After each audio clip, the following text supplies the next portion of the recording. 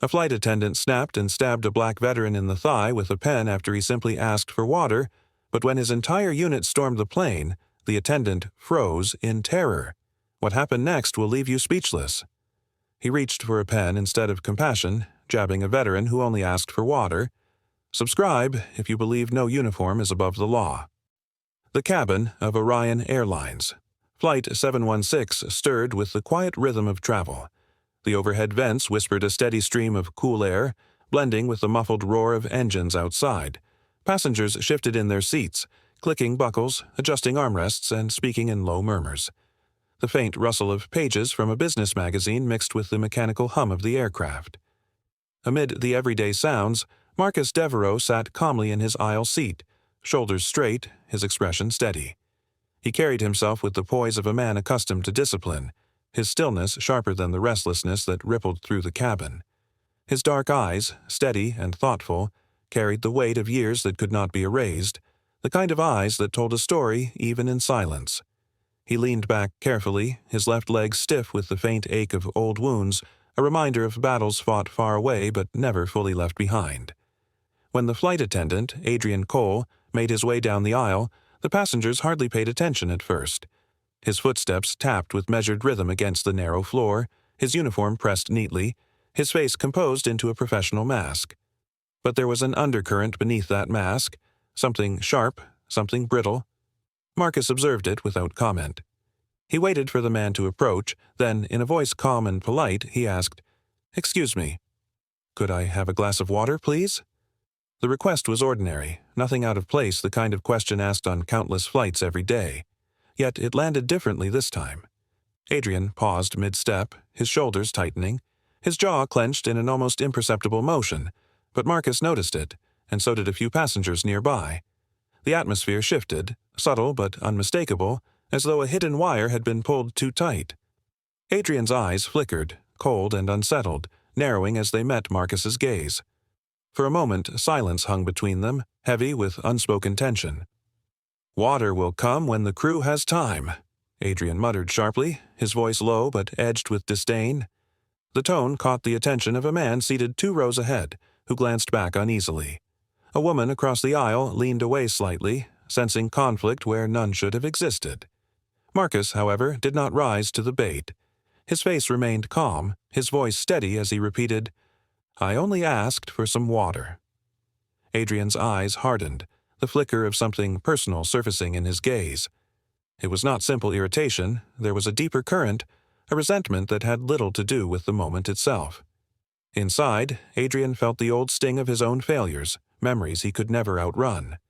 Years of resentment had festered, twisted by jealousy and bitterness toward men who wore uniforms, men who carried authority, men who reminded him of the choices he never made or the recognition he never earned. To Adrian, Marcus's calm, unshaken presence felt like a mirror he despised. Marcus, unaware of the storm brewing in the attendant's chest, only shifted slightly in his seat, his patience unbroken. Around him, the cabin seemed to grow quieter, as though the very air braced itself for what might come next. A child's faint cough carried from the back, punctuating the silence. Adrian's hand twitched, brushing against the fabric of his pocket where a pen rested, ordinary and unremarkable until now. His fingers tapped against it once, twice, the movement sharp with nervous energy. His breath quickened though he tried to steady it, his teeth grinding behind a clenched jaw. The passengers nearest to him noticed the change. The man across the aisle furrowed his brows, his eyes darting between Marcus and Adrian. A teenager 2 rows back lowered his earbuds, sensing that the exchange was no longer routine. Marcus's composure only seemed to sharpen Adrian's agitation. To Adrian, the silence was louder than defiance, a refusal to bow to his authority. The stillness in Marcus's gaze felt like a challenge, even though no words suggested it. "Sir," Marcus began quietly, his tone respectful but unyielding. "It's a simple request. Nothing more." His words were calm, but they pressed against Adrian's rising temper like water against glass.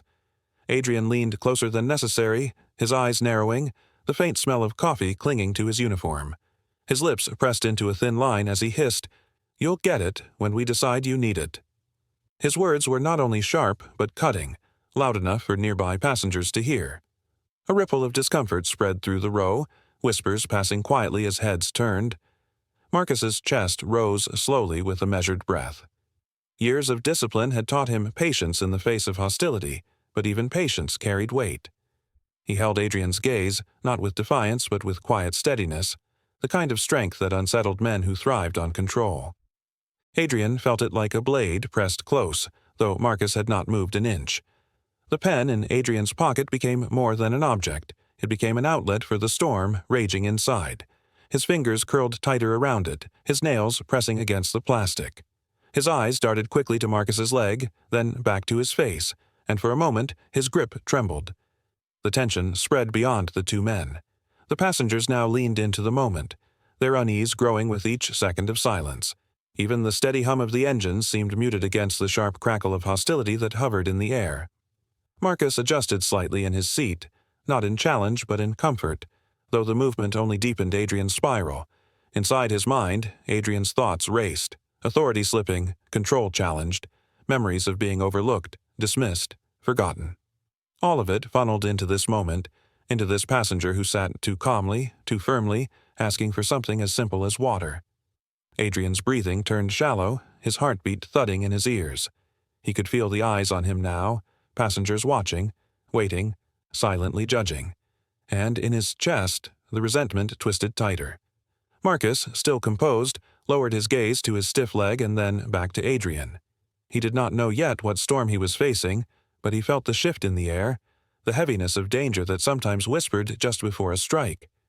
Adrian's hand twitched once more against the pocket, brushing the edge of the pen, the motion almost hidden, almost unseen. But the passengers closest to him caught it, their eyes widening in silent alarm.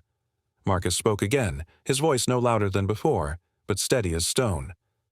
"I only asked for water." Adrian's jaw locked, his chest rising and falling with uneven rhythm. The silence pressed harder, the cabin shrinking around him, every gaze burning against his uniform.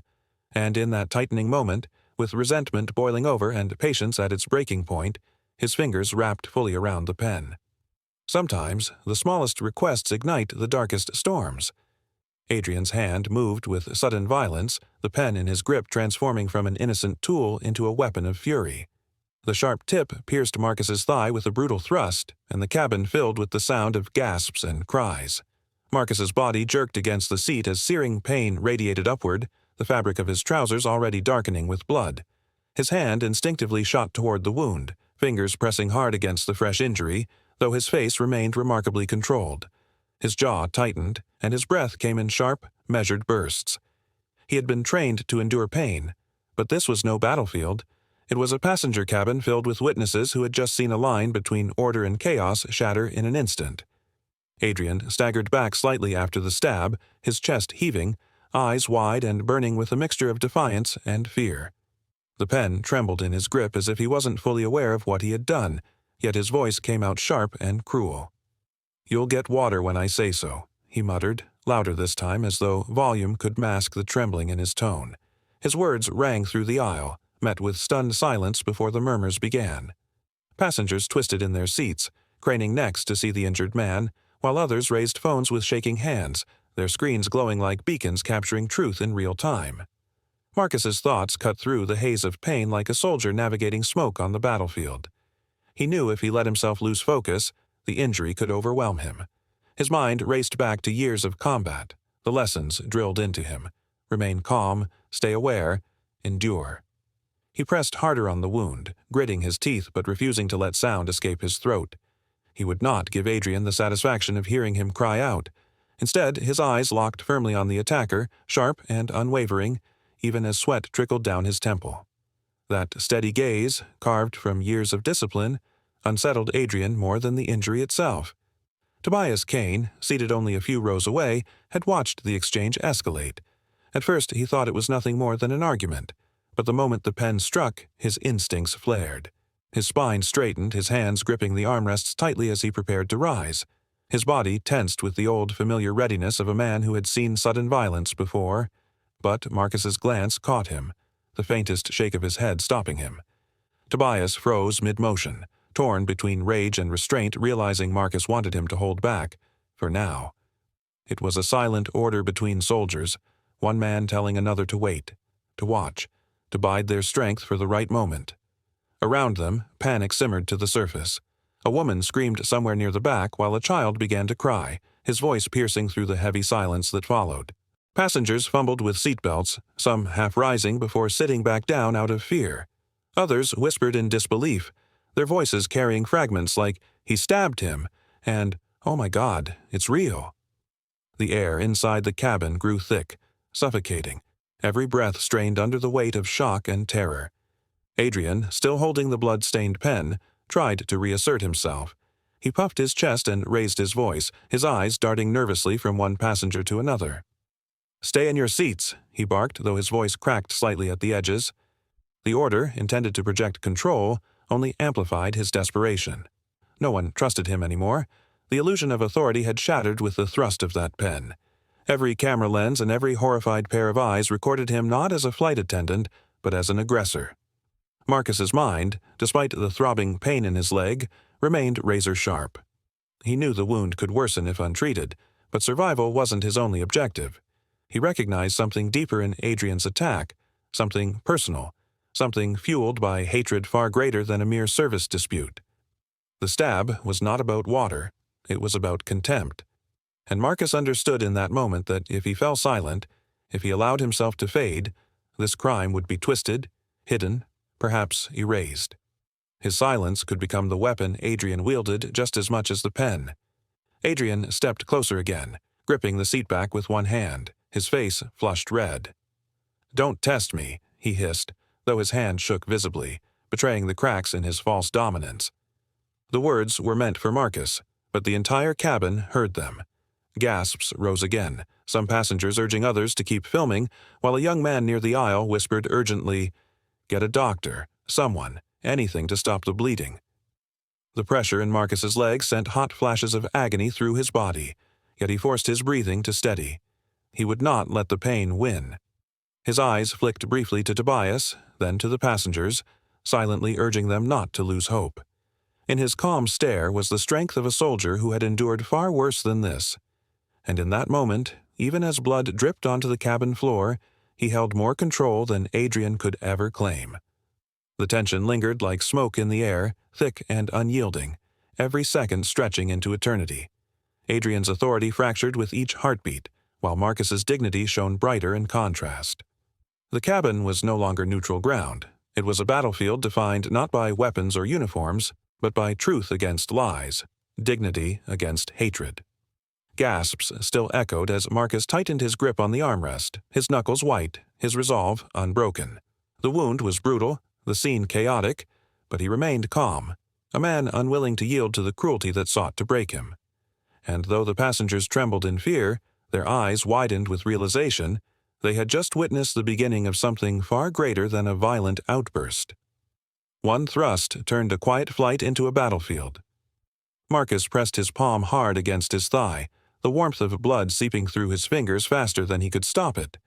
The sting of the wound mixed with a deep, throbbing ache that radiated through his leg, every pulse of his heart pushing more crimson into the cloth of his trousers. His jaw tightened as he forced himself to stay upright, refusing to slump into weakness. Across from him, Adrian stood with his chest heaving, his shoulders squared but trembling as though even he was shocked by what he had just done. The pen, now slick with blood, hung loosely in his hand. His eyes darted from Marcus to the passengers and back again, a flicker of fear breaking through his mask of defiance. "Stay in your seat," Adrian barked, his voice cracking under the weight of panic. He tried to project authority, but the shout fell flat, bouncing off walls lined with horrified faces. The passengers no longer trusted him. Whispers turned into murmurs, murmurs into shouts, and shouts into angry calls for someone to restrain him. Phones were already lifted high, their small red lights recording every trembling breath he took. Adrian realized the eyes of the cabin weren't just on him. They were condemning him. Tobias Kane, seated only a few rows away, half rose from his chair, his fists clenched and ready to act. His body leaned forward, muscles tense, the instinct to protect his brother-in-arms battling with Marcus's subtle command. Marcus shook his head once, sharp but firm, his eyes locking with Tobias's in silent authority. His meaning was clear. Not yet. Acting now would only fuel Adrian's desperation and make him lash out further. Marcus's objective, though battered by pain, had already shifted. survival alone wasn't enough. He had to survive long enough to ensure this crime was not buried, that the truth of the attack could not be washed away with excuses. Adrian, mistaking Marcus's restraint for weakness, straightened and lifted his chin. "He provoked me," he spat suddenly, his voice rising, brittle and defensive. "He was looking for trouble." The words rang false in the charged air, and the passengers knew it. Some hissed in disgust, others shouted back, their anger growing sharper with every drop of blood they saw darkening Marcus's seat. The fragile illusion of control Adrian clung to was unraveling before his eyes.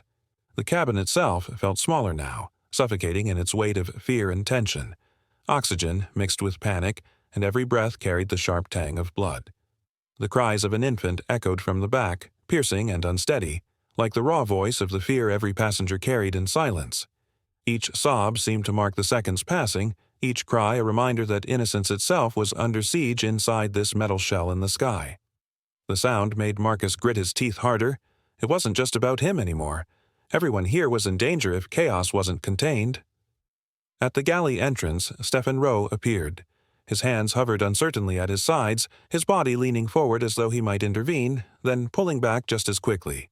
His eyes darted between Adrian and the passengers, sweat beating at his temple. His loyalty wavered, torn between the duty drilled into him as an attendant and the camaraderie he shared with Adrian. Every step forward was followed by hesitation, as if the very weight of choosing sides threatened to break him. Passengers spotted him and began shouting, some pleading with him to stop Adrian, others demanding that he prove where his allegiance truly lay. Stephen froze, trapped by the judgment of dozens of eyes. Marcus's breathing grew heavier, but his mind remained unbroken. Years of discipline held him steady, even as blood drained from him. He could feel the edges of darkness tugging at his vision, yet his will refused to yield. He would not collapse. Not here, not now. He had carried brothers through battlefields, survived nights colder than ice and days hotter than fire. This wound was sharp, but it was not the end. The end would come only if he allowed silence to smother the truth. Adrian's knuckles whitened around the pen, his weapon dripping crimson onto the floor, each drop marking the crime for all to see. His eyes flicked to the phones, to the glares of fathers shielding their sons and men holding their wives close. He sensed the air turning against him, the crowd no longer afraid but quietly uniting. "Back down!" he screamed, though his voice cracked in the middle. His hands shook, his control faltering, his authority crumbling. And still, Marcus sat there, upright despite the agony, his dark eyes steady, his silence more powerful than 100 shouts. He let Adrian rage and sputter, let the man drown in his own fear, while the cabin bore witness. Because Marcus knew, deep down, that the truth was already bigger than this moment, already heavier than the trembling man who tried to hide it. Every second that passed carved the choice deeper into Stephen's face, etched the fear sharper into Adrian's trembling hands, and forced the passengers closer together in defiance. The cabin was no longer Adrian's to control. It belonged to the truth bleeding out before them. Every second of hesitation carved the line between chaos and justice. Marcus's breathing grew shallow, every rise and fall of his chest a struggle against the stabbing pain in his thigh. The blood soaked through his trousers with alarming speed, warm and relentless, and yet his mind stayed sharp, clinging to the discipline that had kept him alive in far worse circumstances. He had been in deserts and jungles where silence could mean survival, and now, in this crowded cabin suspended above the earth, he summoned the same iron will. His eyes locked with Tobias Kane, who sat rigid in his seat just rows away, the flicker of recognition between them carrying the weight of 1,000 unspoken words. Tobias leaned forward slightly, his hand gripping the armrest as if to spring into action, but Marcus, lips pale and trembling, raised 2 fingers and shook his head. He whispered, barely audible above the hum of the engines, "Send word. Now." Tobias's eyes widened, but he did not hesitate. He knew exactly what Marcus meant. His hands moved swiftly, retrieving his phone from his pocket, tilting it low to shield the screen from Adrian Cole's darting, suspicious gaze. His thumbs typed with trained precision, the message short and coded, just a few words that no civilian would ever understand, but which to their brothers meant only one thing: an emergency. His breath quickened as he hit send, the faint glow of the screen reflecting against his tense features. The phone vibrated once, confirming transmission, and he glanced back at Marcus with a nod. Marcus closed his eyes briefly, the pain gnawing at his focus, but he forced them open again. The veteran knew unconsciousness would mean defeat. Blood loss was dangerous, but silence was deadly. Around him, the cabin had dissolved into chaos. Passengers shouted for help, voices echoing against the narrow walls. Some begged for a doctor, while others demanded that someone stop Adrian. A man in the rear stood and yelled, "He's bleeding to death! Do something!" His voice cracked with desperation, but Adrian snapped back, his tone sharp and hollow. "Sit down! Everyone stay in your seats." His words lacked power now, carrying more panic than command, but still he barked them like a man trying to cling to authority that had already slipped through his fingers. Adrian's face was pale, sweat collecting at his temple. He stood in the aisle, clutching the bloodied pen like a weapon, his breathing ragged, his eyes flitting nervously from passenger to passenger. He had expected control, perhaps even obedience, but what he found instead was defiance. Cameras glinted in the dim cabin light, phones held high by trembling hands. The quiet whir of recording was the new soundtrack to his downfall, every second captured, every angle immortalized. His lips curled into a snarl as he shouted, "Put those away!" Now. But no one moved. The passengers stared back at him, a sea of pale faces with eyes wide in disbelief and anger. From the galley, Stephen Rowe lingered half-hidden, his frame stiff, his hands trembling at his sides. He avoided Adrian's gaze, his expression caught between fear and shame. His duty should have been clear, protect and serve the passengers, but instead he stood frozen, loyalty to his colleague anchoring him in indecision. His voice broke through once, a shaky whisper, "Adrian, stop this. It's gone too far." But Adrian only snapped his head toward him, eyes burning, and Stephen silenced himself again, retreating into the shadows of the galley door. Meanwhile, Marcus pressed his hand harder against the wound, his knuckles turning white from the effort. The pain was excruciating, like fire burning through his thigh, but he gritted his teeth, refusing to let a sound escape. His mind replayed Adrian's words, the venom in his tone, and then drifted to the cockpit door. It stood locked and silent, a barrier of steel and secrecy. Not once had Captain Rowan Vex addressed the passengers, not a single announcement of calm or reassurance, no order for restraint, no declaration of authority. Nothing. The silence pressed down heavier than the altitude itself. Marcus's jaw tightened as a realization stirred deep in his chest. Vex knew. He wasn't absent out of ignorance. He was silent by choice. The murmurs of the passengers grew louder, their courage slowly building against Adrian's faltering dominance. "Why isn't the captain saying anything?" one man muttered, his voice sharp with suspicion. Another hissed, "They're covering for each other." Fear shifted into anger, and the atmosphere thickened with hostility. Adrian's shoulders twitched as if he could feel the tide turning against him. He lifted the pen again, pointing it at no one and everyone at once, his voice cracking with desperation. "Do as I say, or you'll regret it." But the words fell flat, bouncing off the walls and dissipating into air, heavy with doubt. Marcus drew a ragged breath, his lips curling into a faint, bitter smile despite the agony. He understood the cost of silence better than anyone.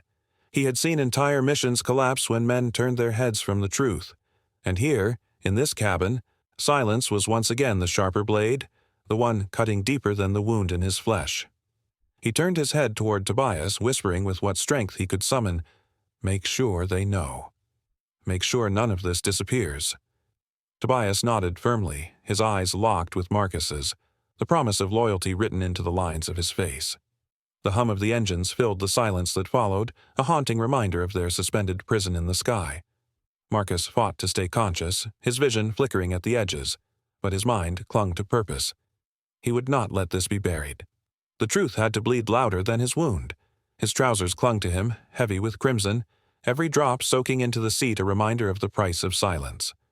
He looked toward the cockpit one last time, the sealed door staring back at him like a wall of betrayal, and his thoughts hardened into resolve. The wound was deep, but silence was the sharper blade. The flight felt longer than it was. Every second of pain stretched into an eternity as Marcus's thigh burned with searing agony, each pulse of his heart driving the wound deeper into his awareness. His trousers were already soaked, the dark stain spreading wider as Tobias pressed firmly against the gash with trembling but determined hands. The cloth they had managed to find was quickly reddened, yet Marcus forced himself to stay conscious, refusing to allow his body to give in to the pain. His breaths came in measured bursts, his jaw clenched, his mind holding on to discipline that had been carved into him through years of service. Adrian paced like a cornered animal at the center of the storm he had created, his eyes darting from one passenger to the next as if searching for a lifeline. His hands shook, yet he forced them into fists, his chest rising and falling with a rhythm that betrayed his panic. Every few steps he turned back toward Marcus, glaring at him with a mix of fear and defiance, as though the wounded man's silent composure mocked him more than any insult could. The weight of dozens of recording phones trained on him pressed down harder than the cabin's air. "Put those away," Adrian snapped, his voice cracking, his authority already shattered. He thrust his hand toward the nearest passenger, a man in a business suit who didn't even flinch, keeping his phone raised steadily. The flight attendant's order carried no weight now, not when blood dripped onto the floor beneath Marcus's seat, visible proof of what had been done. The cabin no longer belonged to him. Tobias's face was rigid, the kind of mask only men who had seen battle could wear. His hands pressed down firmly on Marcus's leg, his knuckles pale from the effort, though his eyes betrayed the storm beneath. He leaned close, his voice a low growl meant only for his friend. "Stay with me, Marcus. You've bled worse than this before. You'll make it." Marcus managed the faintest of nods, though his lips barely moved. "Not letting him win." His voice was hoarse, but his eyes remained steady, focused not on Adrian, but on the passengers who were now witnesses to the truth. Every gasp, every whispered curse from those around them was evidence, and Marcus knew evidence was stronger than any denial the airline might attempt later. Then, cutting through the noise of panic and shallow breaths, came a faint vibration. At first it was so subtle that it almost went unnoticed, a muffled hum inside the seat pocket at Marcus's side. But he heard it. His head turned slightly, the pain etched across his face, and his blood-stained fingers moved with effort toward the sound. Tobias glanced down, then quickly retrieved the phone, its screen glowing faintly with the coded message. Marcus's eyes narrowed as he read it, a flicker of relief softening the tightness in his jaw. His brothers, men who had shared foxholes, carried each other across battlefields, and never once abandoned him, had responded. They were already tracking the flight number, its route, and its scheduled arrival. They knew. They were coming. Adrian noticed the faint curve of a smile on Marcus's lips, a smile out of place on a man drenched in his own blood. Confusion twisted the flight attendant's features, followed quickly by unease. "What are you smiling at?" he demanded, his voice sharp, trembling at the edges. He took a step closer, but stopped short, wary of the silent strength radiating from the wounded man. Marcus's gaze lifted slowly, locking on Adrian with a calmness that unsettled him more than any threat. His voice was quiet, almost too soft to be heard over the murmur of the passengers, but the conviction in it was unshakable. "You think I'm alone," he whispered, "but I never am." The words struck Adrian harder than a fist. He staggered back slightly as though the invisible weight of them pressed against his chest. He looked around the cabin, but the passengers' eyes were no longer fearful of him. They were united now, silent witnesses turned against his authority. His control was gone, and deep inside, he knew it. The cabin itself seemed to breathe with tension. The overhead lights flickered faintly as the plane shifted through the air currents, shadows stretching and pulling across the seats. The low thrum of the engines blended with the uneven rhythm of whispered conversations, the sound of phones recording, and the sharp cries of a baby at the rear of the plane. It was a chorus of unrest, one Adrian could not silence no matter how loud he barked. Tobias leaned down closer to Marcus, his voice still low. "They'll be ready when we land," he murmured, his tone filled with a mixture of loyalty and resolve. Marcus's faint smile returned, his mind drawing strength not from the cloth pressed to his wound, but from the certainty of brotherhood. Adrian's eyes flickered again to that smile, and for the first time, he faltered. His authority had slipped, his threats held no weight, and his victim, even bleeding heavily, was not broken. The sight unnerved him more than the cameras, more than the whispers. Marcus closed his eyes briefly, steadying his breath, but when he opened them again, they carried a fire that seemed untouched by pain. He had endured far worse in places where no cameras bore witness. This, he thought, was different. This was not only survival, it was testimony. Every drop of blood falling onto the cabin floor was a message. He would not let silence win. Adrian, frozen in his own unraveling, could not comprehend it. How could a man stabbed so brutally still radiate control? How could he still inspire silence from passengers without a single command? It was as though Marcus carried something invisible yet unshakable, dignity carved by sacrifice. And though the fear was thick in the air, though the pain burned like fire in his leg, Marcus knew the truth with unshakable certainty. His brothers were coming. The cabin was dripping with fear, but the promise of brotherhood was already in the air. Marcus's leg throbbed with the unrelenting rhythm of his heartbeat, every pulse a reminder that time itself seemed to conspire against him. Blood seeped steadily through the makeshift cloth Tobias had pressed against the wound, staining the aisle carpet with dark streaks that made passengers avert their eyes in fear. The cabin lights reflected faintly on the crimson patch spreading beneath Marcus's seat, a chilling contrast to the sterile hum of the overhead fans. Pain lanced up his thigh with every shallow movement, but his eyes remained sharp, scanning the cabin with the vigilance of a soldier who had long ago learned that danger thrived in the silence between outbursts. Adrian stood in the center of the aisle, chest heaving, sweat shining on his forehead under the dim light. His voice cracked as he tried to seize control of the moment that had already slipped away. "Sit down, or I'll call security when we land," he barked, the words sharp but hollow, carrying none of the authority they were meant to project. Passengers glanced at one another, their faces pale, their breaths caught in their throats.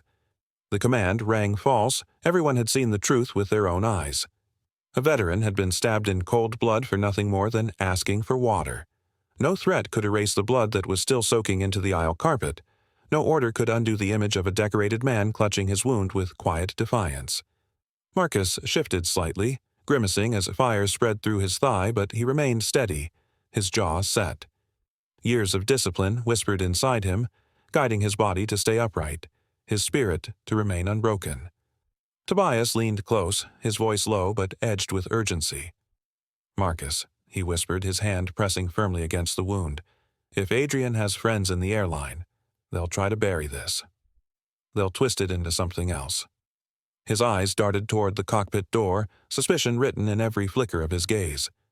"We can't trust them to do the right thing." Marcus's eyes narrowed, his lips pressed into a faint line. The thought had already crossed his mind. Too many times he had seen justice dissolve into silence when power shielded the guilty. He gave Tobias the faintest nod, the motion small but heavy with meaning. His strength did not come from faith in the system.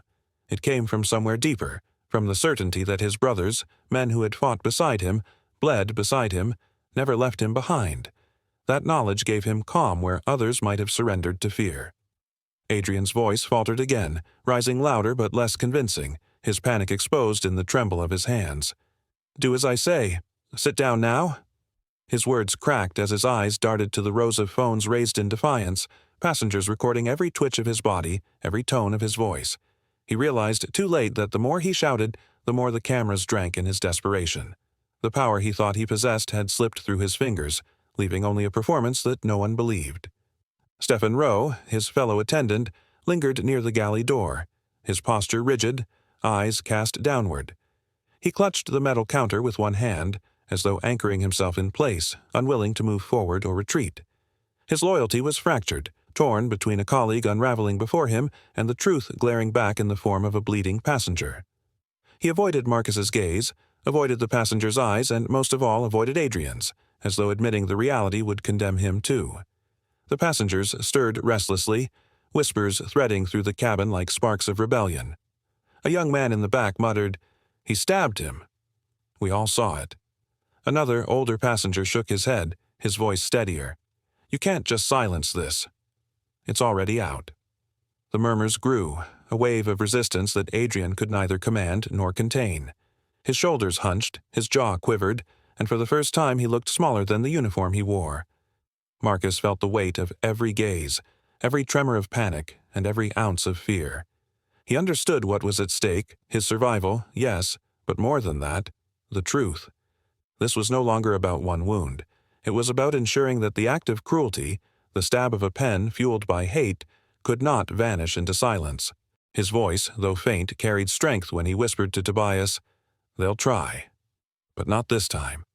The cabin air thickened with tension, pressing down on every passenger, every glance, every heartbeat.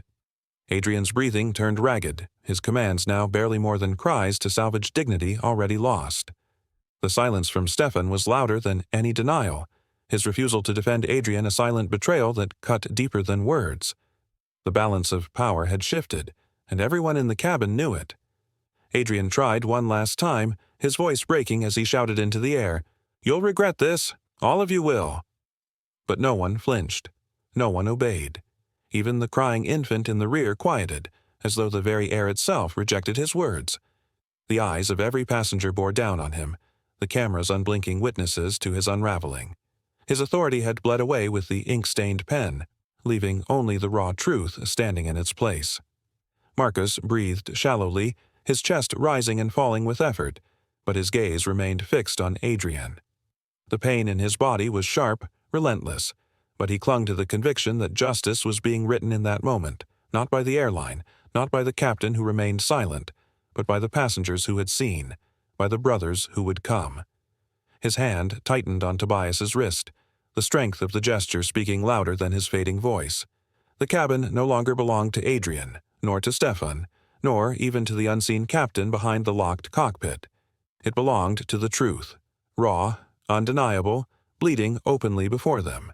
And in that moment, Adrian's last fragments of power shattered completely, leaving only silence, fear, and the weight of the crime he could no longer hide. Control was no longer his. It belonged to the truth bleedin'. Suddenly, turbulence rattled the plane, a violent shudder that sent trays clattering to the floor and half-finished drinks spilling across armrests. The overhead bins creaked, and the frightened gasps of passengers filled the cabin, a sharp contrast to the steady drone of the engines outside.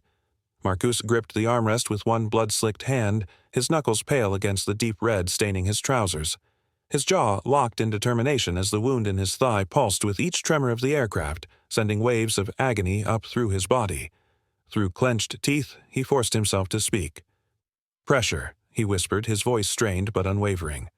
"Need cloth. Now." Tobias, already bent close, nodded firmly. His eyes scanned the rows, sharp and commanding, as though searching for any scrap of fabric that could be used.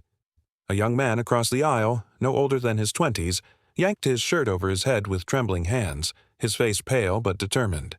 He tore it into strips with a desperate strength, passing the fabric forward with a shaky, "Here, sir, take this." His voice quavered, yet there was respect in the way he addressed Marcus, as if instinctively recognizing the man's quiet authority. The strips of cloth were quickly pressed against the wound. Tobias's hands, practiced and sure despite the chaos, worked to tie them firmly in place, the fabric soaking crimson almost instantly. The smell of iron filled the air, subtle but unmistakable, carried in the recycled oxygen of the cabin. Marcus exhaled slowly, controlling the pain with the discipline of a soldier who had endured far worse. His thoughts, however, were not on his suffering. They were on the danger that still loomed. Phones were raised throughout the cabin, their small lenses capturing every movement. A passenger 2 rows back, his hands shaking, filmed the moment Tobias knelt at Marcus's side, binding the wound as blood trickled between his fingers. The camera lingered briefly on Marcus's calm, unflinching face before swinging toward Adrian. The flight attendant's posture sagged under the unblinking eye of dozens of witnesses. His face was pale, his mouth pressed tight as though he realized with horror that every second of silence, every flicker of hesitation was evidence stacking against him. Adrian's eyes darted across the cabin, scanning the passengers, the phones, the blood. He barked out, "Stop recording! Put those away." His voice cracked, the words sharp but empty, carrying none of the authority he once wielded. Not a single passenger obeyed. Instead, they muttered angrily among themselves, whispering accusations and shifting uneasily in their seats. The balance of power had shifted, and Adrian knew it. Then came the silence from the front of the plane. The intercom remained dead. No apology, no reassurance, not even a word acknowledging the chaos. Captain Rowan Vex, the man behind the locked cockpit door, had chosen silence as his weapon.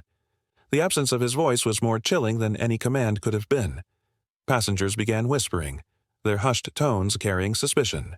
"Why isn't he saying anything?" one man muttered. "He has to know what's happening," another said, voice trembling with unease. The sense of dread rippled like a current through the cabin, as if the very walls of the aircraft pressed in with the weight of unanswered questions. Marcus shifted slightly, forcing himself to sit straighter despite the flare of pain. His breathing was shallow but controlled, each inhale a deliberate effort to remain focused. He narrowed his eyes at the cockpit door, his instincts alive with the familiar chill of suspicion. Adrian didn't act alone, Marcus thought, his mind sharp even as his body weakened. He could feel it in the silence, in the captain's refusal to intervene. This wasn't just the reckless act of one man. There was something larger, an undercurrent of rot that stretched beyond the stabbing. Tobias leaned close, whispering so only Marcus could hear. "He's hiding something. The captain. I can feel it." His voice was low, but there was steel in it, the certainty of a man who had seen betrayal before. Marcus gave a slight nod, his lips pressing into a thin line. He could not waste strength speaking, but his eyes said enough. Meanwhile, Adrian shifted from foot to foot like a predator losing control of its territory. His chest rose and fell too quickly, his grip on the blood-stained pen trembling. His earlier confidence had drained away, leaving him cornered and desperate. He tried again to command the cabin, raising his voice over the murmur of passengers. "Stay seated. Do you hear me? This is still my cabin." His declaration was met with silence, broken only by the cries of a baby somewhere in the back. It was the sound of authority crumbling, of a man who no longer believed his own words. A middle-aged passenger, seated near the emergency exit, spoke up boldly, his voice cutting through the tension. "Your cabin. This is our lives. Look what you've done." He pointed at Marcus, the blood seeping through the makeshift bandage, his words igniting murmurs of agreement throughout the rows. Adrian froze, his mouth half open, unable to respond. Every gaze pinned him like a spotlight, stripping him of control he had once wielded so easily. The plane shuddered again, another jolt of turbulence sending a drink cart rolling back into the galley. A few passengers clutched their armrests tighter, fear doubling with the chaos. Yet through it all, Marcus's calm presence anchored the room. His silence was not weakness, it was defiance. Even in pain, he radiated a steadiness that Adrian could not match, and the contrast between them grew sharper with every passing second. In the back of his mind, Marcus's instincts whispered warnings. He remembered the battlefields where silence often carried more danger than gunfire. The captain's refusal to speak, Adrian's desperate eyes, Stefan's frozen indecision at the galley entrance. It all pointed to something deliberate, something festering beneath the surface. Marcus's wound was personal, yes, but the weight pressing on the cabin was far greater. The passengers felt it too, even if they could not name it. They shifted uneasily, clutching their phones tighter, recording every moment not just as proof, but as protection. If truth was to be buried, they would not let it be buried quietly. The turbulence eased for a moment, but the storm inside the plane did not. The silence of Rowan Vex lingered like a shadow stretching across every seat, thickening the tension into something nearly unbearable. Marcus closed his eyes briefly, centering himself, summoning every ounce of discipline to remain conscious. He knew the fight was not over. It was only just beginning. The turbulence outside was nothing compared to the storm within the cabin. Marcus leaned his head back, the pain in his thigh radiating like fire, but he forced his breath into a steady rhythm.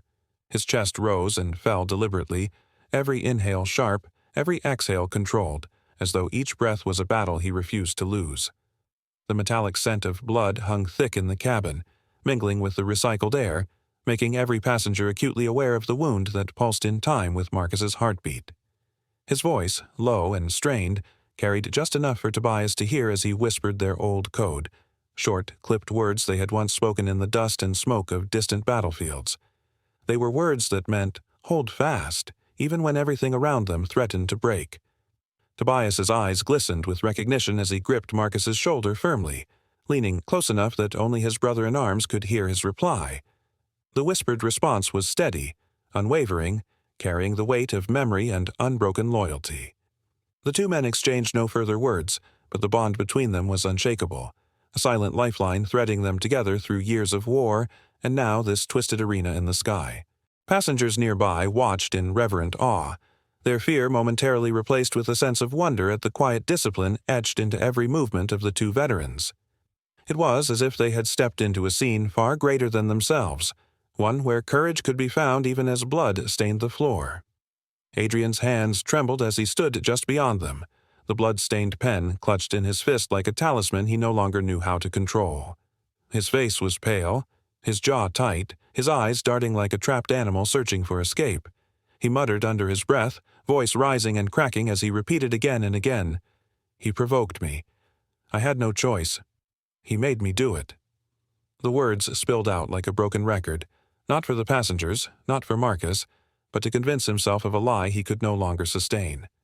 The pen in his hand, once an object of routine, was now a symbol of guilt. His knuckles whitened as he gripped it tighter, though he seemed to know it offered him no defense. A passenger broke the silence, his voice sharp and angry. It was a father traveling with his teenage son, seated just a few rows back. He stood halfway out of his seat, his face flushed with fury. "That's enough. Restrain him before he hurts someone else." His words echoed through the cabin, a rallying cry that gave courage to others. His teenage son, eyes wide with fear yet glowing with pride for his father's bravery, clung to the armrest, watching the confrontation unfold. Adrian's response was frantic. He lashed out with his words, his arm jerking forward as he brandished the pen like a dagger. "Sit down. I'll use it again if I have to." His voice cracked with desperation, the thin veneer of authority shredded by panic. His hand shook violently, betraying the emptiness of his threat. The pen wavered in the air, the point trembling inches above nothing, a hollow weapon in a cabin filled with witnesses. Several men rose from their seats then, their movements cautious but resolute. They were ordinary passengers, but in that moment they stood taller, their faces hardened with resolve. One man stepped into the aisle, another followed, and together they formed a line between Adrian and the wounded veteran. Adrian's threat had fallen flat, the pen looking small and powerless against the collective courage of men who refused to sit idle any longer. Marcus, though pale from blood loss, watched everything with unyielding eyes. His pain was searing, but his focus was clear. He knew this moment was not only about survival, it was about truth, about exposing the kind of hatred that could no longer hide behind a uniform or a false claim of duty. His silence, his calm, even in agony, only deepened the divide between Adrian's unraveling composure and the dignity of a soldier who refused to bow. Adrian stumbled back a step, his breath ragged, his eyes flickering toward the cockpit door as though searching for rescue that would not come. He muttered again, "He provoked me. He provoked me." But the murmurs of the passengers grew louder, drowning his words in disbelief and scorn. Phones were still raised high, cameras capturing every second, every tremor in his voice, every drop of blood that stained the carpet. The cabin felt heavy, the silence between voices filled with a mounting tension that refused to break. And then Marcus's faint voice cut through the air, calm and steady despite the agony in his body. "You don't need to fear him anymore," he whispered, his words carried by Tobias to those leaning close enough to hear. It was not a command, not even a plea. It was reassurance, the kind only a soldier could give when standing in the storm. The passengers seemed to draw strength from him, from the man bleeding before them who still radiated control. They realized the truth. Adrian was no longer a figure of power. He was a man undone by his own hand, cornered not by force but by the weight of the evidence surrounding him. The passengers' courage rose in unison, their collective defiance sealing his fate. And through it all, Adrian's hand shook violently, the pen trembling as if it could sense the futility of its place in his palm. His threats were empty, his muttering meaningless. The tide had shifted beyond his grasp, and he stood isolated in a cabin that had already judged him. What he did not yet know was that the very men Marcus had called, men forged in loyalty and fire, were already waiting at the destination. The pen had stabbed flesh, but now it pierced the lie he could no longer protect. He thought a wounded man would stay silent until the cabin doors opened and boots thundered down the aisle. If you believe every act of cruelty must be answered, hit subscribe now. Justice starts here. The descent began with a low, grinding groan as the plane tilted downward, pressing passengers back into their seats. The cabin lights dimmed to a muted glow, shadows stretching across pale faces. The hush that followed was not the calm of routine landing, but the strained silence of fear. Every man aboard felt the weight of the moment. Whispers rose among the passengers like wind through broken glass, each voice carrying an edge of suspicion. Eyes flickered toward the sealed cockpit door and then back to Adrian Cole, who stalked the aisle with uneven steps, his shoulders hunched, his blood-stained hands trembling despite his attempts to appear in control. "Stay in your seat," Adrian barked, his voice cracking. He tried to summon the tone of command, but the words fell flat. The authority he once carried as a flight attendant was gone, shredded by the sight of Marcus's blood seeping through improvised bandages and the cameras that recorded every second. The passengers no longer saw him as crew. They saw him as a criminal. Marcus sat pale but unbowed, his chest rising in shallow but steady breaths. His eyes, though tired, still burned with a quiet fire. He leaned his head toward Tobias Kane, who crouched close by, keeping pressure on the wound with practiced hands. "They'll be there when we land," Marcus whispered, his voice low but certain, the kind of certainty forged only on battlefields. His lips barely moved, but the conviction in his tone was unshakable. Tobias nodded once, his jaw tightening as his gaze stayed locked on the cockpit door. His instincts told him that Rowan Vex, the captain, could appear at any moment, and nothing in Vex's history suggested mercy. Tobias's hand twitched slightly, as if itching for action, but discipline held him in check. He knew Marcus's word was not given lightly. If Marcus said help was waiting, then it would be. Adrian's pacing grew more erratic, his shoes slapping against the floor as though each step betrayed his panic. He glanced at the passengers' phones, at the lenses staring back at him, and he seemed to realize that his crime was immortal now, etched into the digital memory of dozens of devices. His eyes darted to Marcus, the man he had tried to break, and for the first time, fear gnawed at his expression. He muttered under his breath, excuses spilling like poison. "He provoked me. He wanted this. He looked at me that way." The words reached no ears that believed them. From the back, a man's voice rose, thin with worry. What if the police protect him? What if they cover this up? The question spread like smoke, pulling fearful murmurs from those nearby. Heads turned, eyes wide as the thought settled into their minds. A cover-up seemed possible after all. Airlines had power, captains had influence, and Adrian might yet be shielded by unseen hands. The tension thickened, pressing down on the cabin until every breath seemed heavier. Marcus heard the whisper, and though his body weakened under blood loss, his spirit sharpened. His hand, trembling but strong enough, reached out and gripped Tobias's wrist. He pulled him closer until their foreheads nearly touched. His voice was steady, calm, and edged with defiance. Not this time.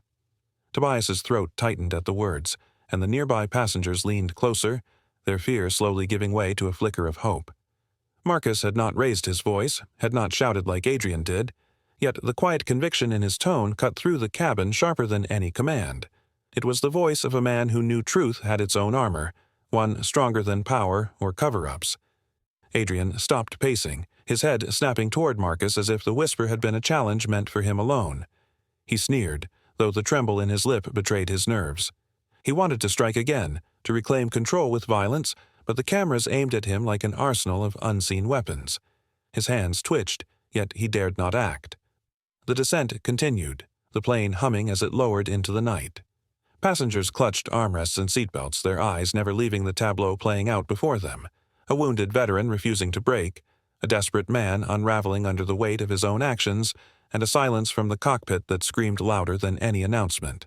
Each second felt longer than the last, and yet every second drew them closer to the ground and to the reckoning that awaited. Marcus closed his eyes briefly, gathering strength.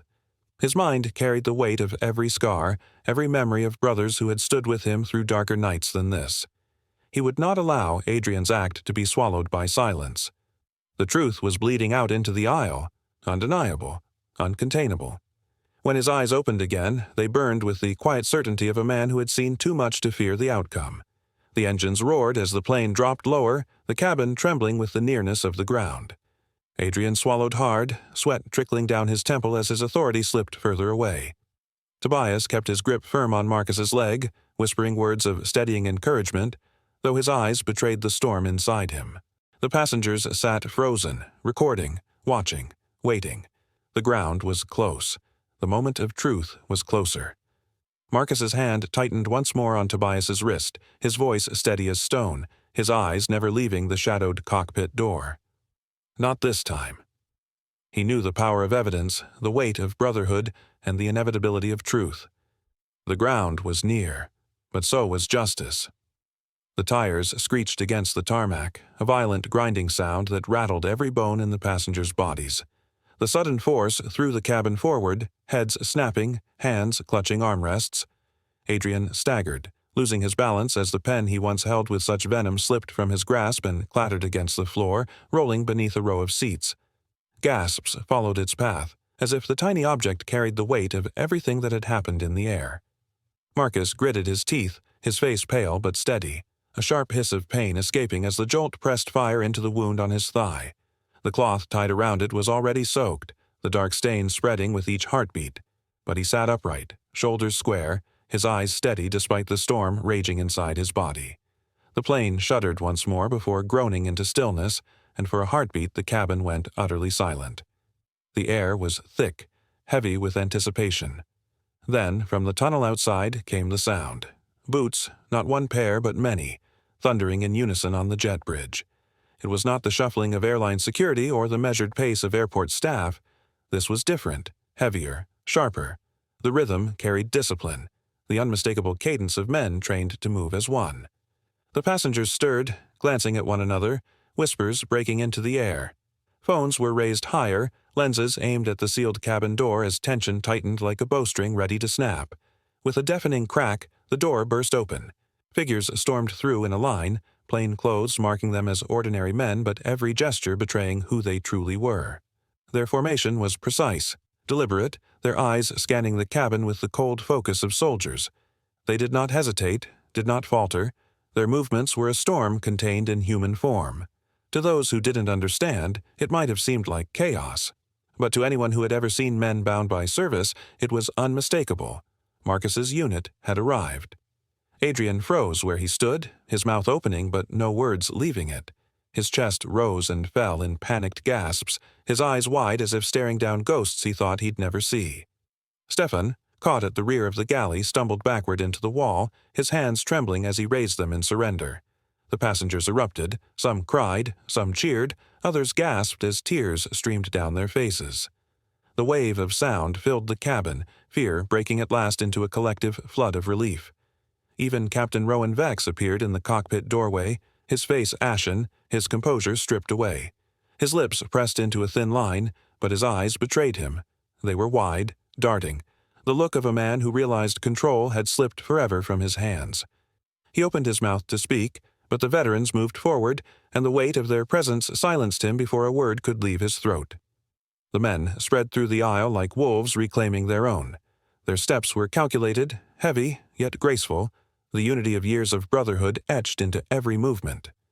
Tobias stepped aside with a nod, his relief visible in the tight lines of his jaw. They surrounded Marcus, not merely as protection but as a statement. No one touched him again, not while they breathed. Passengers recorded everything, dozens of phones lifted like shields of truth, ensuring that no cover-up could bury what was happening.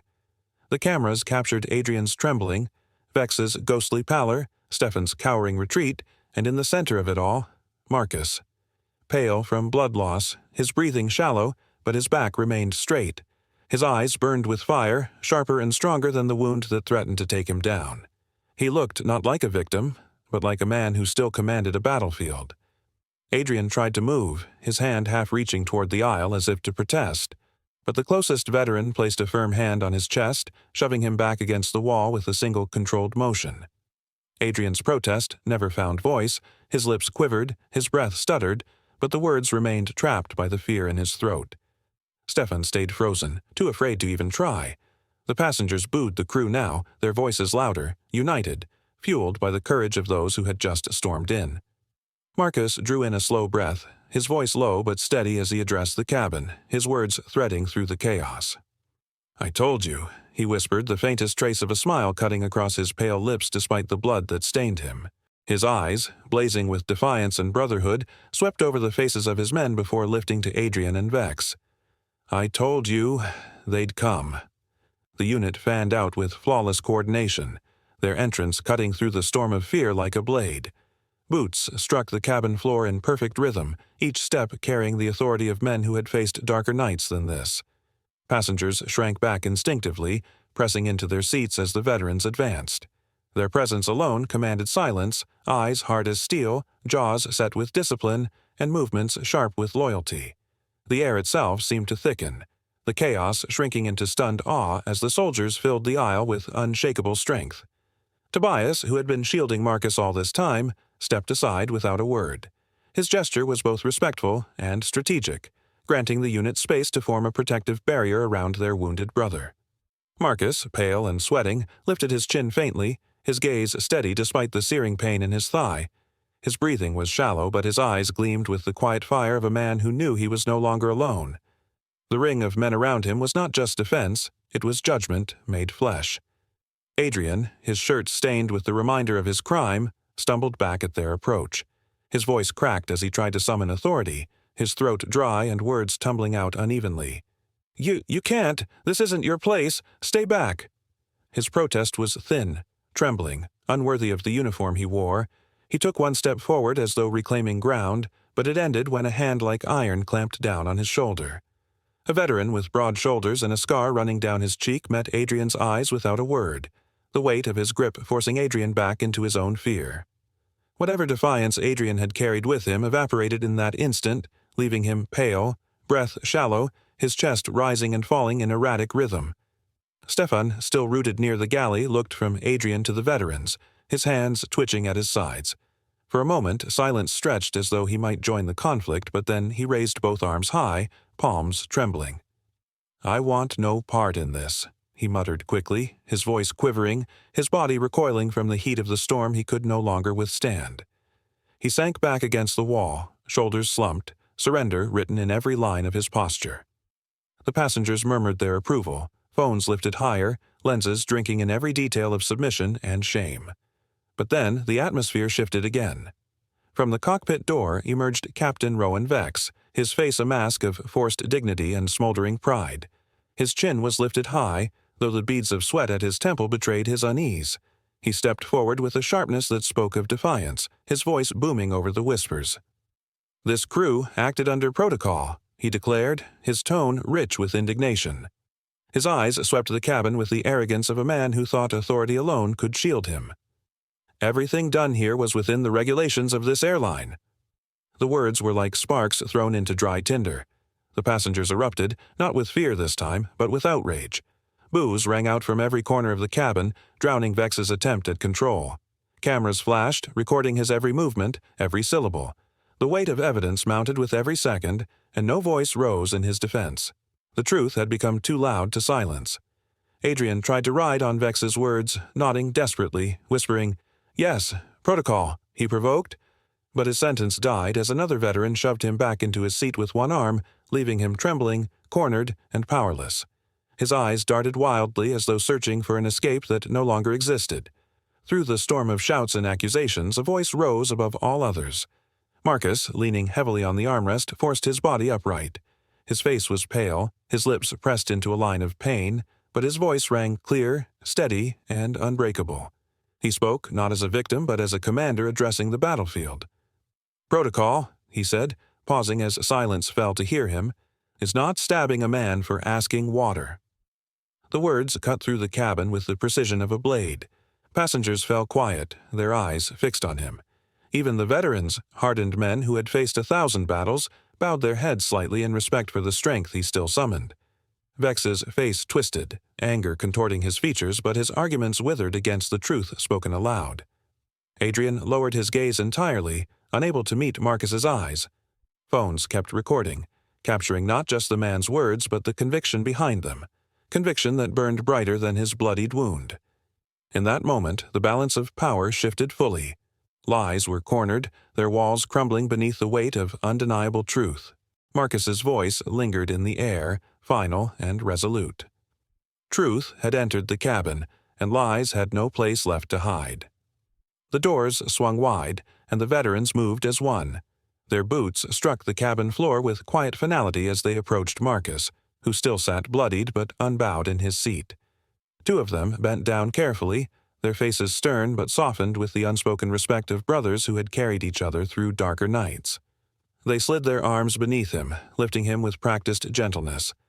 Marcus's body trembled from the effort of staying conscious, his jaw clenched against the pain, but his eyes, those calm, battle-tested eyes, remained steady, meeting the gaze of the passengers who watched in reverent silence. The cabin itself seemed to hold its breath. Conversations died to whispers, phones hovered mid-air, and even the roar of the engines faded into the background of the moment. People were not simply seeing a wounded man escorted off a plane, they were witnessing a moment that felt larger than their lives, a story that would travel far beyond the steel walls of Flight 716. A child in the back asked his father in a hushed voice, "Is he going to be all right?"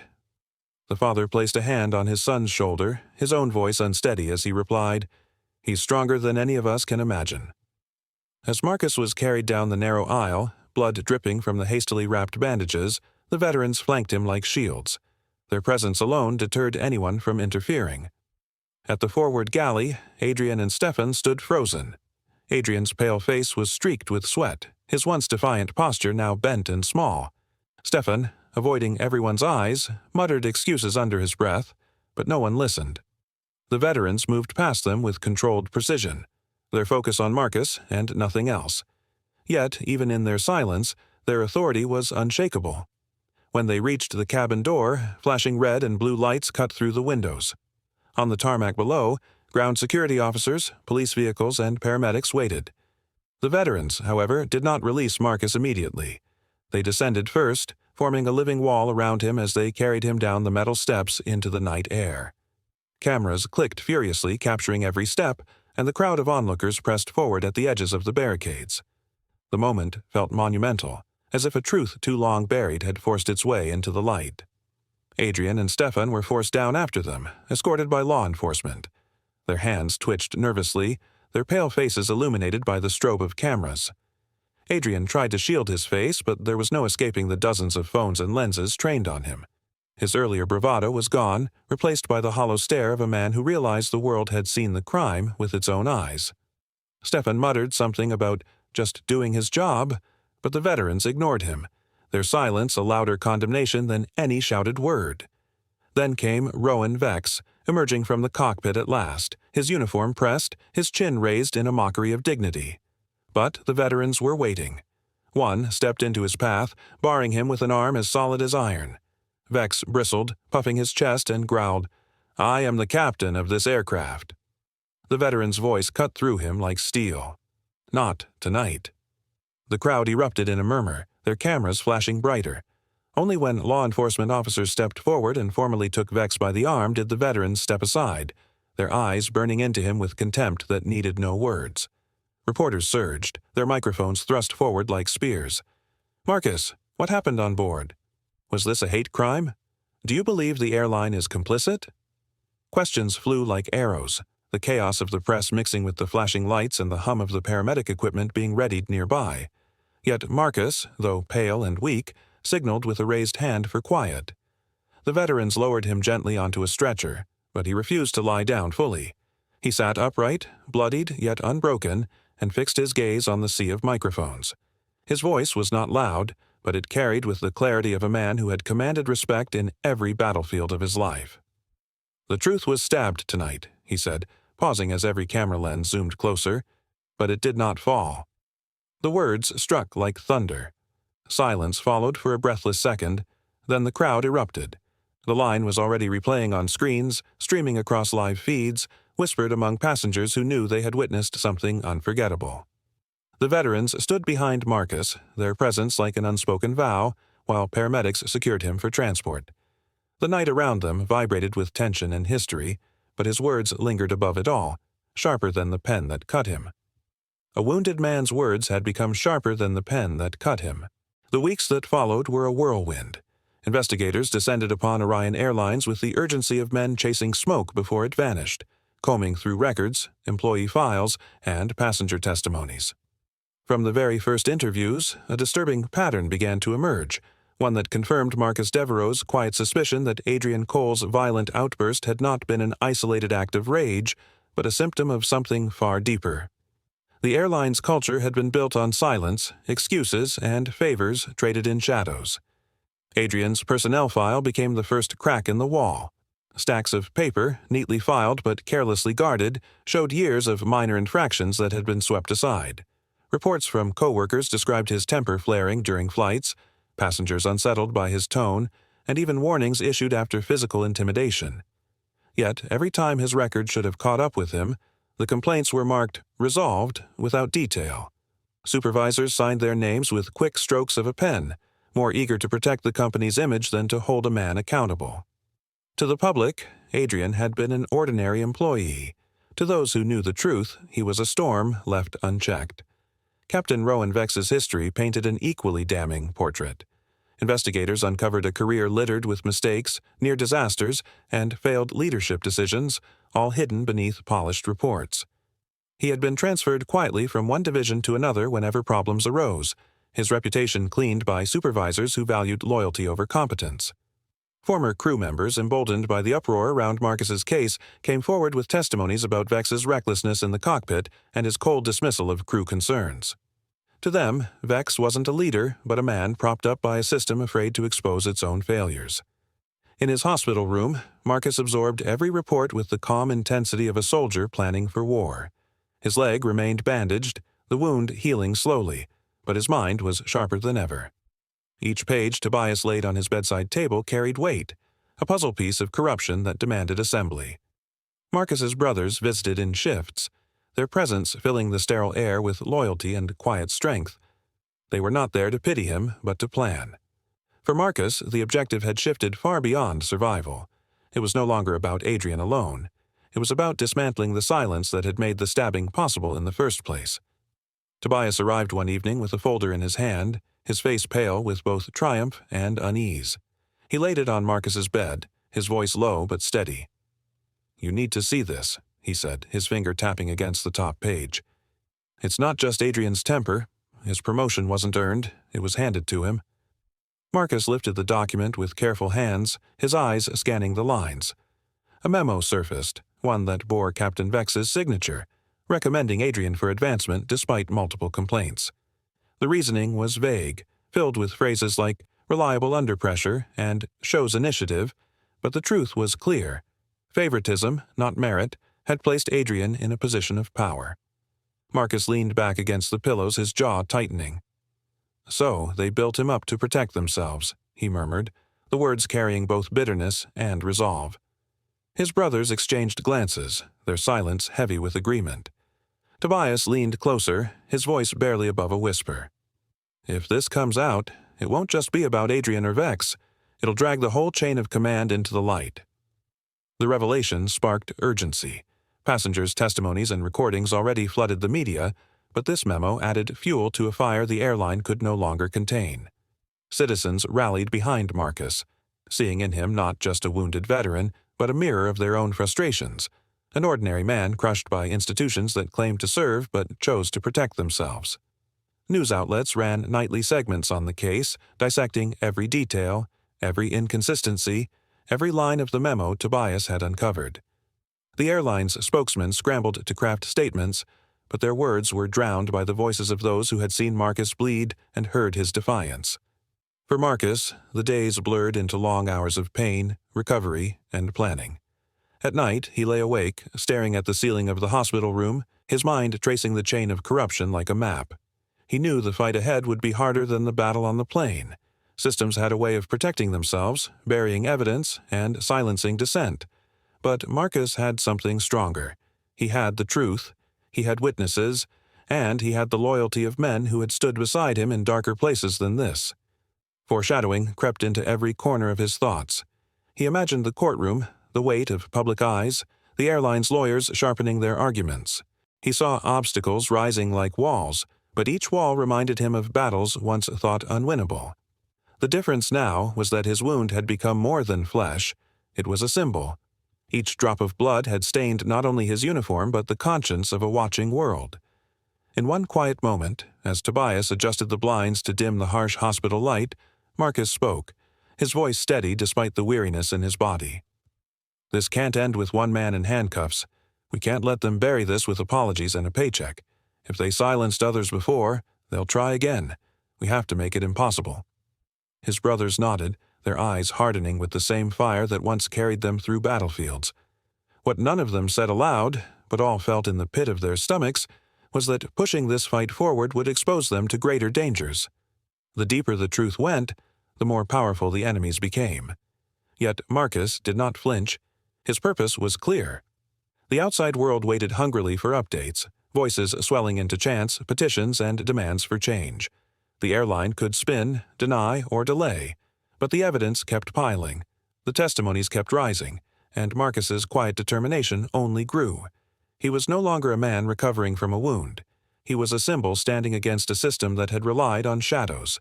And so, as his brothers gathered around him, strategizing their next move, Marcus closed the folder with a decisive hand. His eyes burned with a mixture of pain and unyielding strength, his voice steady as he declared what the world already sensed. One man's wound had opened the scar of an entire system. The gavel struck once, sharp and commanding, cutting through the hushed air of the packed courtroom. The final verdict had been read, and the tension that had gripped the space for weeks finally broke into waves of gasps, whispers, and muffled cries of relief. Outside the courthouse, chants from a restless crowd swelled louder, the words, "Justice for Marcus," echoing down the city streets like a rallying cry that belonged not just to this day but to something much larger.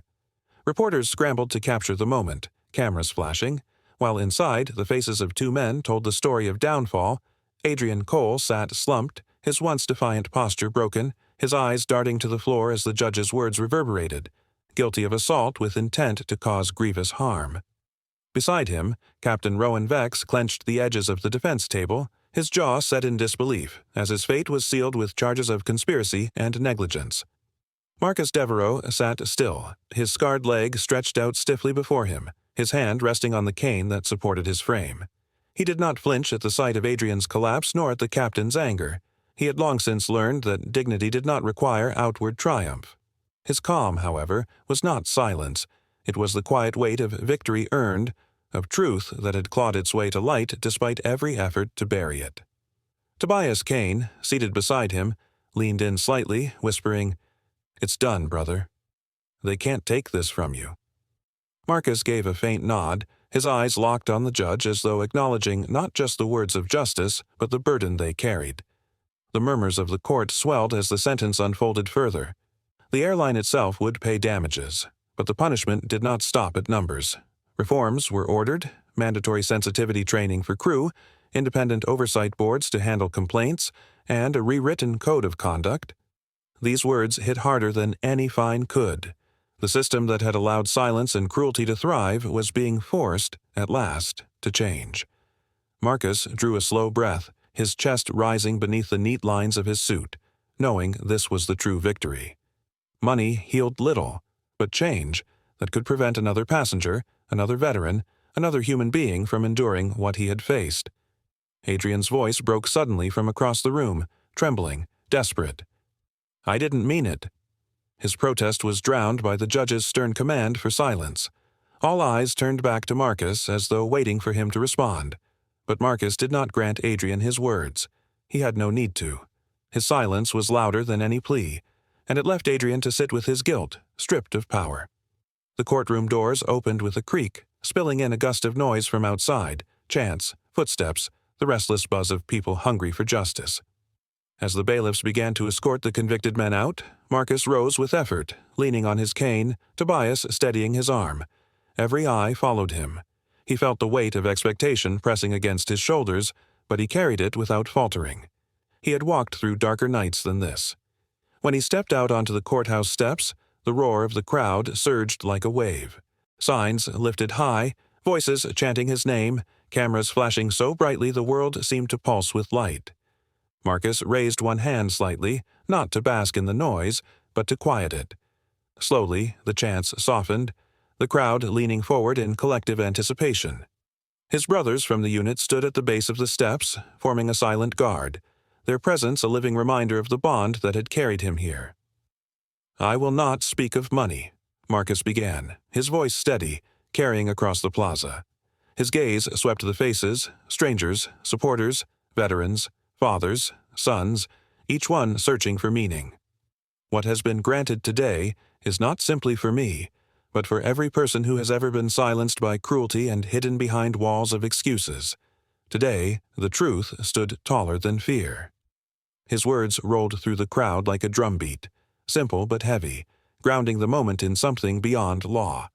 He paused, adjusting his weight against the cane, the ache in his leg sharp but grounding. Tobias remained at his side, his expression solemn, while the other veterans stood shoulder to shoulder in solidarity. Marcus continued, softer now but no less powerful. This wound will scar, as all wounds do, but I will not let it be the end.